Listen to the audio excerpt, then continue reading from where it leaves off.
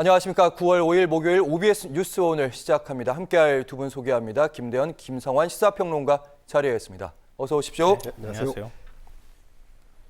전공의들의 이탈로 의료 현장 곳곳에서 파열음이 들리고 있습니다. 언론에서는 의료 붕괴, 의료 위기, 의료 공백이라는 말을 쏟아내고 있는데요. 대통령실의 말은 조금 다릅니다. 대통령실 입장을 살펴보면 전공의들이 빠져서 의사 수가 부족한 부분을 군의관, 공중보건의 등으로 투입해서 잘 보완하고 있다. 그리고 응급실이 붕괴돼서 의료체계가 완전히 무너졌다는 것은 거짓말이다. 그러니까 의료 붕괴라는 표현, 이거는 거짓말이라는 얘기입니다. 김대현 시사평론가님, 문제가 있긴 한데 잘 대처하고 있고 붕괴, 대란, 위기 이런 표현들이 오히려 국민들의 불안을 자극하고 있다. 그 붕괴라는 표현과 또 무너졌다라고 하는 표현, 사실은 이제 붕괴 우려라고 표현할 수 있겠고 무너질지도 모른다라고 해서 무너졌다라고 표현을 바꿔 쓸 수 있겠죠. 근데 만약 그런 단어적 선택 때문에 거짓이다라고 맞대응을 했다고 하면 국민들이 수긍하기 좀 어렵지 않을까요? 약간 공색한 느낌이 좀 드는데 뭐 그럼에도 불구하고 지금 전반적으로 보면 국민들이 우려하는 단계를 지나고 있다라고 하는 것은 분명해 보입니다. 우선 정부 입장에서는 사실은 이 개혁을 어떤 식으로든지 그 동력을 끊지 않고 가져가야 한다라고 하는 곳에 방점을 찍고 있는 것 같습니다.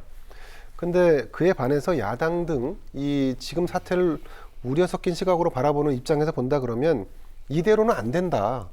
이건 굉장히 큰 어떤 사단을 불러올 수 있다라고 하는 이런 우려를 아주 크게 갖고 있는 거죠. 전 그래서 정부가 사실은 이 의료와 관련된 개혁을 추진하기에는 지금 현재 동력이 없다는 것을 인정할 필요가 있다.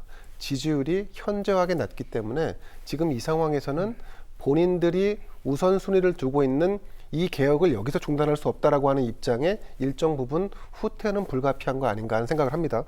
또 한 가지는 무엇보다도 이 모든 분란과 혼란의 책임은 정부에게 오롯이 있다는 것 또한 인정해야 합니다. 이것을 마치 의료진이라든가 전공의 일단 세력에 의해서 이런 우려가 더 부추겨진다라고 이렇게 맞대응하는 것은 제가 볼 때는 책임 있는 자세는 아닌 것 같습니다. 자, 결국은 민주당이라고 하는 야당의 협조를 구하지 않고는 이 난국의 돌파구를 찾기가 어렵다. 저는 그래서 대통령이 전향적으로 민주당 이재명 대표와 만나든지 해서 이 상황을, 그러니까 전공의가 일단 돌아올 수 있는 상황, 그 다음 이 전공의를 상대로 한 수사는 당연히 올스톱돼야 됩니다. 그 상태에서 대화의 진전을 위한 시작점을 돌파구를 만들어야 한다.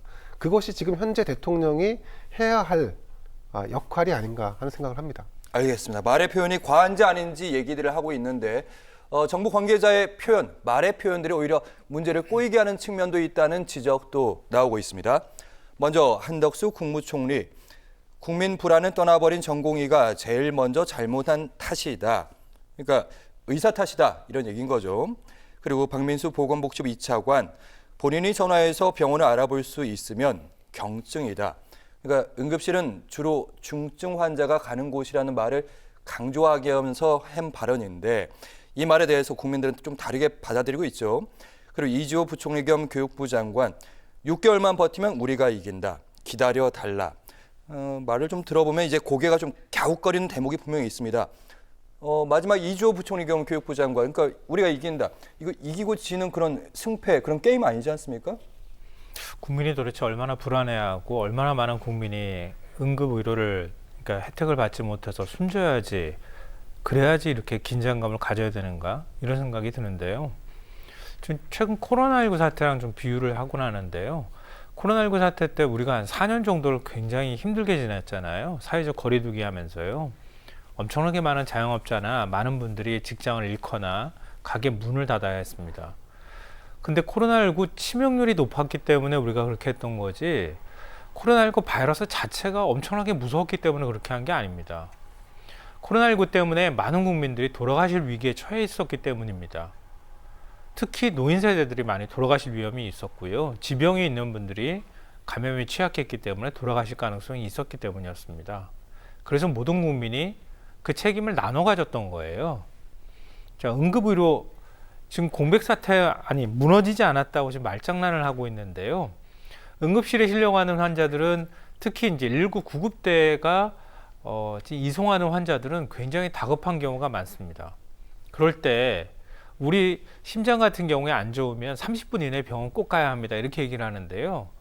구급차 안에서 몇십 번씩 지역 의료센터에 전화 돌리고 뺑뺑이 돌다가 아직까지 구체적으로 그런 사망 사례가 많이 나오지는 않았지만 그렇게 했다고 하면 그 10분은요. 그 붕괴의 문제가 아닙니다. 한 사람의 생명을 살릴 수 있느냐 없느냐에 관한 시간인 거예요. 근데 가가지고 대통령이 가서 보거나 아니면은 행정당국에 있는 보건복지부 장관이나 이런 사람들이 가서 보면 의사도 멀쩡하게 있고 간호사도 있으니까 이건 붕괴가 아닙니다. 이 지금 말장난이 아니고 뭡니까 이게? 국민 데리고 지금 뭐 하자는 건지 모르겠습니다. 지금 국민하고 싸우자는 얘기입니까? 119 구급대가 올해 이송한 환자 숫자는요 3.6%가 줄었다 그래요. 그런데 119 구급대가 응급의료센터, 응급실 찾아달라고 요청이 들어온 건 2배가 늘었다고 합니다. 왜 전화를 하고 왜 응급실 찾아달라고 얘기하겠습니까? 그러니까 정부 당국자들이 우리 정부가 무너질까 걱정돼서 국정 동력이 상실될까 봐 걱정이 돼서 의사들하고 싸워서 지면 절대 안 된다 이렇게 생각하는지는 모르겠지만 그 사이에 얼마나 많은 국민이 불안해하고 응급의료 혜택을 받지 못해서 숨져야지 정부가 자신의 실책이나 이걸 인정할지 참 걱정됩니다. 정말. 네. 일단 현장은 아우성이다. 데이터가 말하고 있다. 이런 말씀으로 들었고요. 아까 있었던 이조 부총리 겸 교육부 장관이 6개월만 버티면 우리가 이긴다 이 발언. 본인이 이렇게 해명하고 있습니다. 이긴다는 말은 했지만 6개월은 버티면 이라고 말한 적은 없다. 여기에 대한 말씀 좀 드리고요. 그리고 여당 내부에서도 응급실 현실이 얼마나 위중한지 한번 직접 가봐라 용산을 향해서 목소리를 높였는데 여기에 대해서 어젯밤 윤 대통령이 응답을 했습니다. 어젯밤 9시입니다. 의정부에 있는 성모병원 응급실인데 이 자리에 박민수 2차관과 함께 동행을 했습니다. 여기서 한 발언, 헌신하는 의료진에게 늘 죄송한 마음이다. 가용한 자원을 우선적으로 투입해서 의사 선생님들이 번아웃 그러니까 극도의 피로감을 느끼지 않도록 예비비를 편성해서라도 최선을 다해서 지원하겠다. 대통령실의 설명은 이런 겁니다. 지금까지 의료 현장 안 가본 거 아니다. 지금까지 9번을 갖고 우리는 충분히 얘기 들었고 우리도 현실 잘 알고 있다. 김성환 평론가님. 근데 왜 군의관하고 그 공보 의사를 네. 한 235명인가요? 왜 응급실에 투입을 합니까? 그만큼 다급했기 때문에 투입한 거 아닙니까? 그런데 멀쩡한 것처럼 얘기하는 걸 누가 믿겠습니까? 235명 가운데요. 응급의학과 전문의는 8명밖에 안 된답니다. 거지붙이던 의사들이 기도사건을 하는 게 쉬운 일이냐? 오히려 의사들이 그렇게 얘기합니다. 그런 의사를 두고 지금 배우 진료도 안 된다고 하잖아요. 그러니까 예를 들면 응급실에 실려가면 만약에 뇌경색이다, 뇌출혈이 왔다 그러면 다른 과에 전원을 하거나 다른 전문의가 필요한 거예요. 그러니까 응급조치만 하는 거거든요. 근데 대통령은 가가지고 응급의학과 응급실에 있는 의사들만 격려하고 오는 거예요. 지금 상황이 어떻게 되는지 제대로 파악하고 얘기하는 건지 모르겠어요. 근데 이런 식으로 하니까요. 정부에서 다급하니까 어떻게 하냐면은 군의관도 투입하죠. 그리고 난 다음에 이번에 의료 수가도 대폭, 진료 수가도 대폭 높여주겠다고 얘기했습니다. 그러니까 응급실을 지킨 의사들한테 그만큼 대가를 주겠다는 얘기예요. 근데 이 사단이 윤석열 대통령이 처음 시작하면서 의료계하고 제대로 얘기하지 않고 국민적, 사회적 합의하지 않은 채 2,000명이라는 숫자 덜컥 꺼내놓고 난 다음에 그거 고집하다 벌어진 일 아닙니까? 근데 그거 어떤 식으로 지금 메우고 있느냐면요. 건강보험 재정에서 돈을 계속 쏟아붓고 있는 중이에요. 올해 5개월 동안에 4,600억을 여기다가 지금 돈을 투입했습니다. 4,600억이 지금 장난입니까? 내년에요. 보건복지부가 지역 의료에 총 투입할 금액이 예산이 1년 동안 투입할 예산이 6천억 원입니다. 지역 의료원들도 다 무너진다고 얘기하고 있거든요. 1년 동안 전국에 있는 의료원이나 이런 것들에 투입하는 예산이 6천억 원인데 지금 이 사태 만들어 놓고 난 다음에 뭐 의사들한테 수가 올려준다, 뭐 한다, 땜질한다 이렇게 하면서 쓰는 예산이 4,600억 원이라는 겁니다. 앞으로 돈 얼마나 들어갈지 모르겠어요. 대통령이 가가지고 또 얘기한 것도 또 돈이에요. 또 돈 더 집어넣어 주겠다고. 국민연금 고갈되는 거 걱정은 되지만 건강보험 고갈되는 건 걱정 안 되는 모양이죠. 건강보험 내후년부터 적자 납니다. 그리고 몇 년 사이에 1조 원 이상의 적자가 나게 돼 있어요. 그거 그냥 막 갖다가 써도 되는 돈입니까? 이런 식으로 하니까 국민들이 신뢰를 못 하는 거예요. 대통령이 제대로 상황 파악은 하는 건가?